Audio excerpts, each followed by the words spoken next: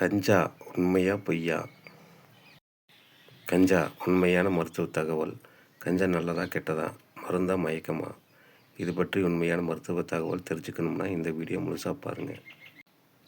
கஞ்சா என்றால் என்ன என்ற தாவரம் தான் பொதுவாக கஞ்சா என்று அழைக்கப்படுகிறது. இதில் முக்கியமாக 2 ரசாயனங்கள் இருக்கிறது. மயக்கத்தை தரும் சில மருத்துவ பயன்பாடு உள்ள பகுதி. மருத்துவத்தில் பயன்படுத்தும் நிலை. சில நாடுகளில் டாக்டர் பரிந்துரையுடன் பயன்படுத்தப்படுகிறது. நீண்ட நாள் வலி, கேன்சர் நோயாளிகளுக்கு வாந்தி கட்டுப்படுத்த, எபிலப்சி சில வகைகளில். இந்தியாவில் சாதாரணமாக பயன்படுத்துவது சட்டவிரோதம். படி கட்டுப்பாடு உள்ளது.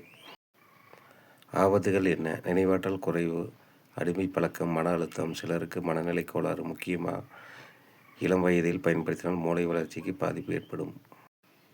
முக்கிய அறிவுரை: மருத்துவ காரணம் இருந்தால் மட்டும், அது கூட மருத்துவன் மேற்பார்வையில் தான் தானாக பயன்படுத்துவது உடலுக்கும் சட்டத்திற்கும் ஆபத்து.